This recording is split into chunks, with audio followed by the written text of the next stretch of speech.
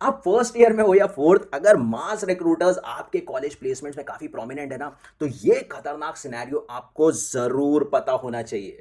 Hey everyone, welcome to Workable. मेरा नाम है सागर। देखो, जब एक कंपनी फ्रेशर्स का रिक्रूटमेंट करती है, there can be two simple cases.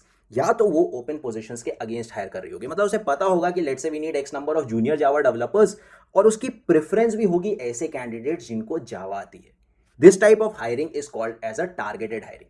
या फिर कंपनी अपने टैलेंट पूल को मेंटेन करने के लिए हायरिंग कर रही होगी, मतलब कैंडिडेट्स को जेनेरिक क्राइटेरियाज पे, जैसे कि general aptitude, basic technical knowledge, coding skills, इन पे इवेल्युएट करके पहले से ही हायर कर लो और अपने हिसाब से ट्रेनिंग देकर प्रोजेक्ट पे लगा दो।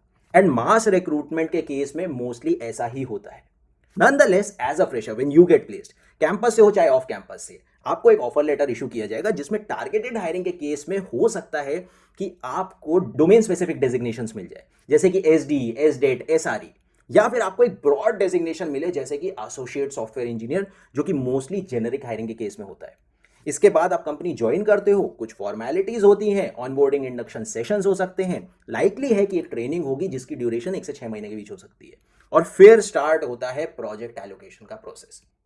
टारगेटेड हायरिंग के केस में तो इट इज मोर और लेस क्लियर कि आपको कहां डिप्लॉय करना है, बट जेनरिक हायरिंग के केस में you may get a choice, मतलब आपको 3 प्रोजेक्ट्स में से एक चूज करना होगा, या फिर you will have 2 opportunities to reject a project. तो आपको एक प्रोजेक्ट ऑफर होगा, आप उसको रिजेक्ट कर सकते हो, आपको सेकंड ऑफर होगा, आप उसको रिजेक्ट कर सकते हो, but the third one you will have to accept it. But a lot of companies may not offer you any choice and directly allocate a project to you. देखो, एक company का motive होता है कि आपको एक प्रोजेक्ट एलोकेट किया जाए as soon as possible, because still you are not working on any project, which also includes your training duration. You are a liability to the company. आप कंपनी के लिए खर्चा होते हो।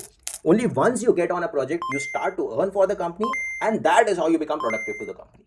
इसीलिए इस स्टेज पर it is very very likely कि आपसे आपकी प्रेफरेंसेस पूछी भी ना जाए कि आप क्या करना चाहते हो, development, testing, support, whatever. It is the company's business that always takes priority. अब खुद इमेजिन करो कि जितनी बड़ी कंपनी होगी, जितने ज्यादा रिसोर्सेज हायर होंगे, उतना ही डिफिकल्ट होगा कंपनी के लिए हर एक की प्रेफरेंसेस के अकॉर्डिंगली प्रोजेक्ट का एलोकेशन करना। एक शादी का मेन्यू आप सबको पूछ के थोड़ी ना डिसाइड करते हो कि चाची जी आपको क्या पसंद है, मामा जी आपको क्या पसंद है, क्यों? The same problem applies to the company as well. So you might find this process of project allocation very random in nature. ऐसे केसेस होते हैं जहां लोगों को उनकी डिजायर्ड फील्ड नहीं मिलती। फॉर एग्जाम्पल, लोग डेवलपर बनना चाहते हैं और टेस्टिंग मिल जाती है। डज नॉट मैटर आप कितने भी तोप थे ट्रेनिंग या एकेडमिक्स में। Not only you may find this process very random, but also quite rigid as well. मतलब अगर आपको एक बार टेस्टिंग का प्रोजेक्ट एलोकेट हो गया, now it's very difficult to change it. The reason is फल देने वाले पेड़ को कोई काटना नहीं चाहता। एंड मोर ओवर, हो सकता है कि आप अकेले ना हो जो प्रोजेक्ट स्विच करना चाहते हो। एक शादी में आप सबको खुश नहीं रख सकते हो, कोई ना कोई चाचे मामे ताऊ ताई बुरा मान ही जाते हैं। So in order to standardise things, you might find certain very interesting rules as well. Rules like कि एक बार आपको प्रोजेक्ट एलोकेट हो गया, अब अगले 6 महीने तक आप प्रोजेक्ट स्विच का रिक्वेस्ट नहीं डाल सकते। गजब बेइज्जती है। तो अभी तक तो आपको ये समझ में आ ही गया होगा कि इस सिनेरियो से निकलना थोड़ा ट्रिकी होता है, and the more time you spend in it, ये और ट्रिकी होता जाता है।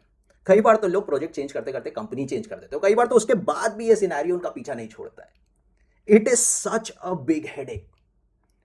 एक अच्छा resume is actually the key to a lot of things, चाहे वो इस सिनेरियो को अवॉइड करना हो, इससे बाहर निकलना हो, अच्छा प्लेसमेंट, अच्छा पैकेज, अच्छी कंपनी, अच्छा ग्रोथ, व्हाटएवर इट इज। और अच्छे की डेफिनेशन क्या होती है आपके और इंडस्ट्री दोनों के पर्सपेक्टिव से समझते हैं ऐसे ही कुछ और वीडियोस के थ्रू, क्योंकि कॉलेज के गेट से निकलने के बाद कैसे भी प्रोसेसेस हो, कितने भी एक्सटर्नल फैक्टर्स हो, सवारी अपने करियर की स्वयं जिम्मेदार होती है। ड्राइविंग सीट पे आपको होना चाहिए हमेशा, वरना कंपनी के लिए तो आप प्रोडक्टिव हो।